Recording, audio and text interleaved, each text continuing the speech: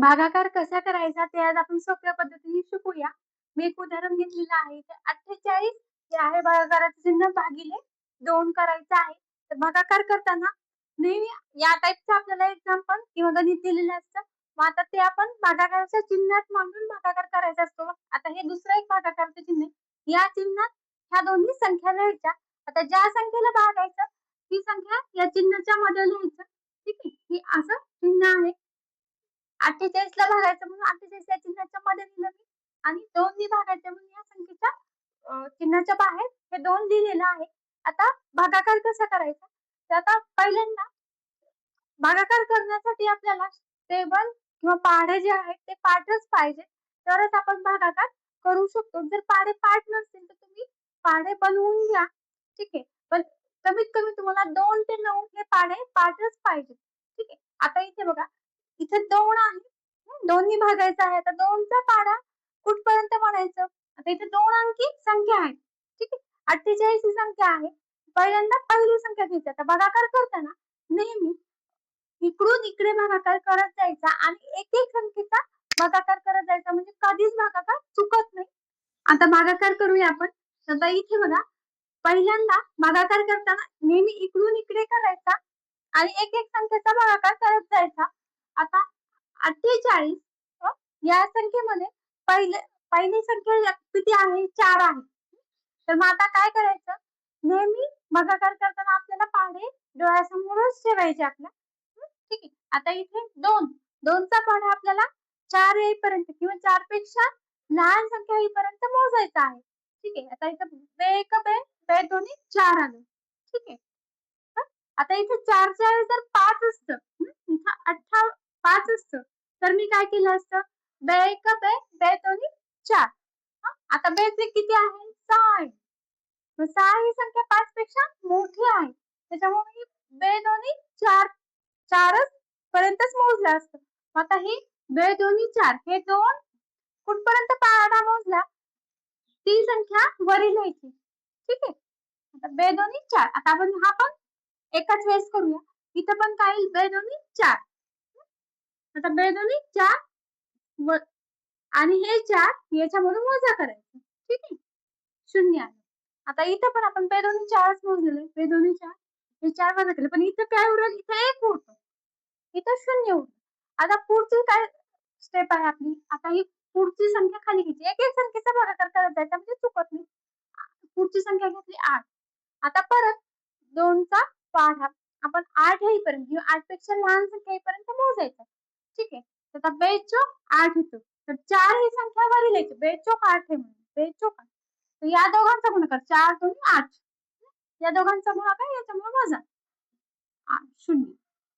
तर मग आता आपला इथे भागाकार 24 आलेला आहे आणि बाकी 0 आलेलं आहे. इथे बघूया इथे काय होतं. तर काही पुढची संख्या मी खाली घेतली 8. तर आता इथे दोन्ही मूळ संख्या घ्यायच्या. तर पुढची संख्या 8 न मोजता 18 मोजायची. ठीक आहे. आता 2च्या पाढ्यामध्ये 18 किंवा 18 पेक्षा लहान संख्या शोधायची. तर बे 9 18 हे वजा करायचं. आता इथे बघा 2 भागाकार केलेले आहेत. तर इथे भागाकार आला म्हणजेच उत्तर आलं. आपला हा जो आलेला आहे वरी लिहिला तो आहे भागाकार. याला काय म्हणायचं? दोघांना भागाकार. जी काही उरलेली आहे ही आहे बाकी. नेहमी शून्यच बाकी उरेल असं काही नाहीये. ओके. आता नेहमी बाकी ही या संख्येपेक्षा कमी असते. ज्या संख्येने भागतो त्या संख्येला काय म्हणायचं? ज्या संख्येने भागतो त्या संख्येला आपण भाजक असं म्हणायचं. ठीक आहे. भाजकापेक्षा नेहमी बाकी कमी असते एवढं लक्षात ठेवा. बाकी जर जास्त आली तर आपला भागाकार चुकला. आणि ज्या संख्येला भागतोय ती संख्या आहे भाज्य. भाज्य. ठीक आहे. आता लक्षात घ्या. हे काय आहे? हे भाज्य आहे. हे भाजक आहे. हा भागाकार आहे आणि बाकी आहे. आता आपला भागाकार बरोबर आहे का नाही हे कसं ठरवायचं? तर त्यासाठी पण एक सूत्र आहे. ठीक आहे. आता काय सूत्र आहे? तर आता इथे बघा भाज्य. भाज्य म्हणजे सगळ्यात मोठं काय आहे? भाज्य. भाज्य बरोबर काय करायचं? भाजक गुणिले भागाकार करायचं. भाजक गुणिले भागाकार आणि त्याच्यामध्ये बाकी मिसळायचे. अधिक बाकी. आता इथे तर 0 आहे त्याच्यामुळे मिसळायचा काही प्रश्न नाही. मग आता आपण टॅली करून बघूया. अरे ते 24 गुणिले 2 करून बघा. 24 गुणिले 2 किती येतं? 24 गुणिले 2 केलं तर ते किती आलं? 48 बरोबर भाज्य आला आपलं. म्हणजे आपला भागाकार बरोबर आहे. इथे 29 दोन्ही 58 बरोबर भाज्य आला. आपला भागाकार बरोबर आहे. बाकी बाकी असेल तर त्याच्यामध्ये मिसळायची या गुणाकारामध्ये. नसेल तर नाही मिसळायची. ठीक आहे. 99 भागिले 7 करायचं आहे.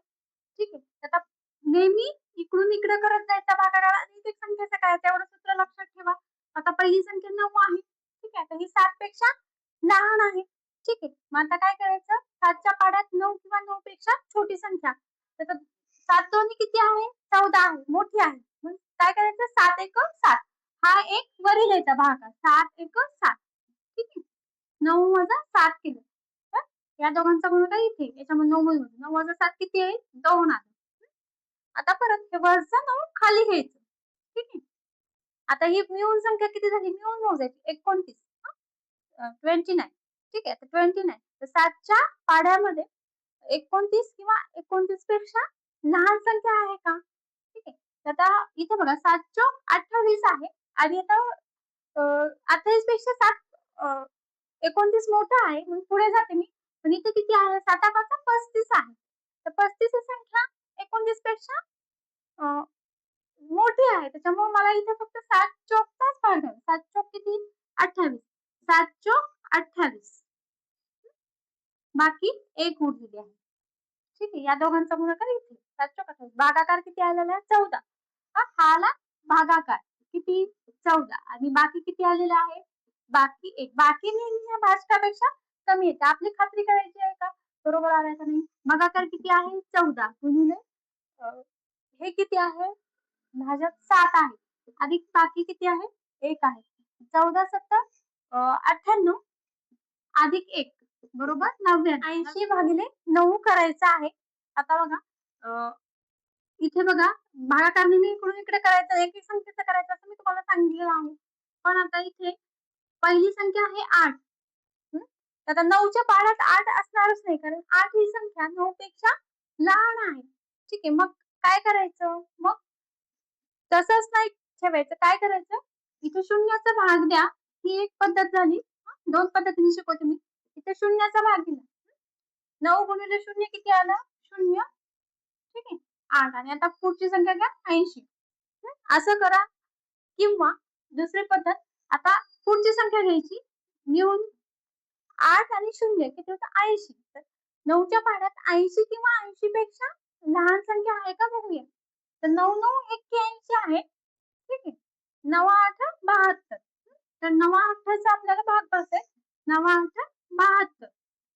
9 8 72 ही याच्यामधून वजा करूया. तर बाकी 8 उरलेली आहे आणि आपलं भागाकार पण 8च आलेला आहे. ठीक आहे. आता इथे पण सेम पुढे तसंच करायचं आहे. आता इथे बघा आपलं उत्तर बरोबर आहे का नाही ते बघूया आपण. तर इथे बघा 8 गुणिले 9 आणि अधिक 8 आपली बाकी आहे. 9 8 72 अधिक 8 बरोबर किती येतं? 80. ठीक आहे.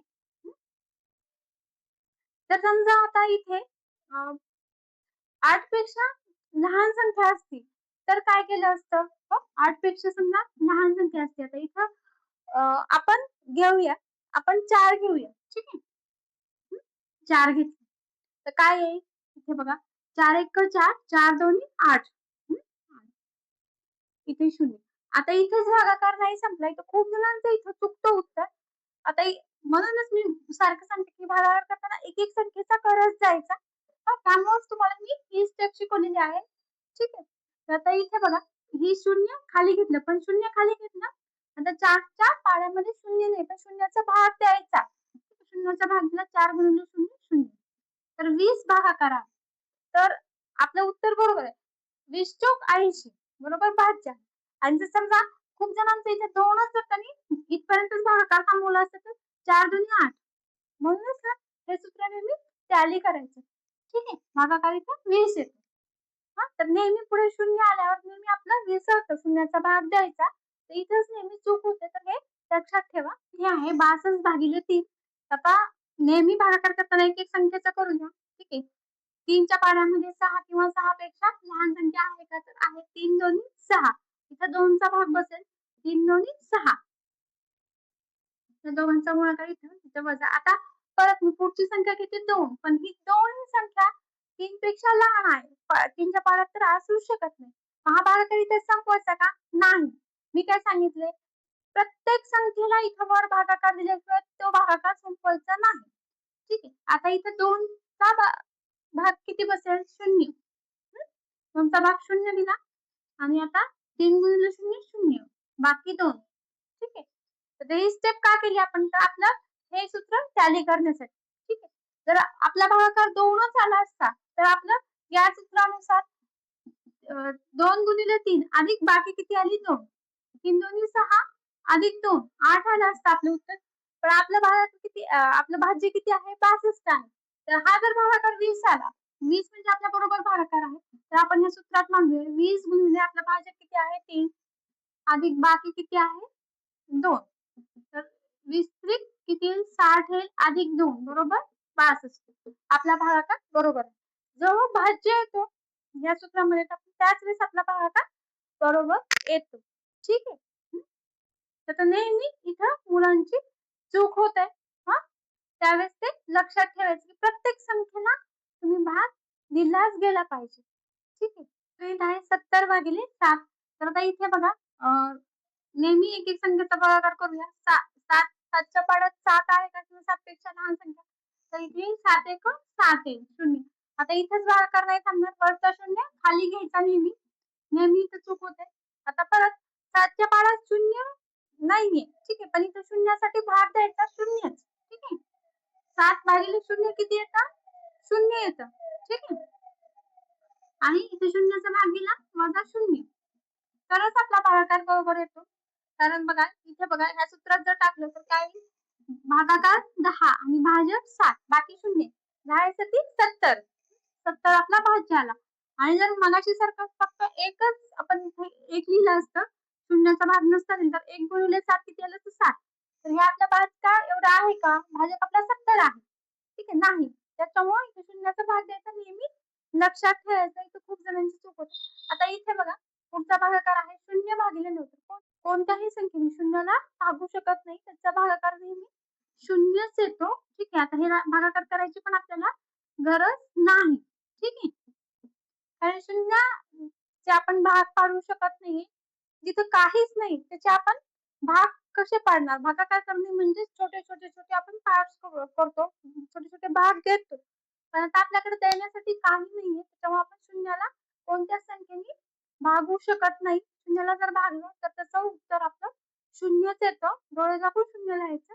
ठीक आहे. तर आता आज आपण काय पाहिलं? तर आज आपण 2 अंकी संख्येने 1 अंकी संख्येला कसं भागायचं ते पाहिलेलं आहे. तर आता या पुढच्या व्हिडिओमध्ये आपण 3 अंकी संख्येला 1 अंकी संख्येने कसं भागायचं ते बघूया. जर तुम्हाला व्हिडिओ आवडला असेल तर लाईक आणि सबस्क्राईब करायला विसरू नका. Thank you.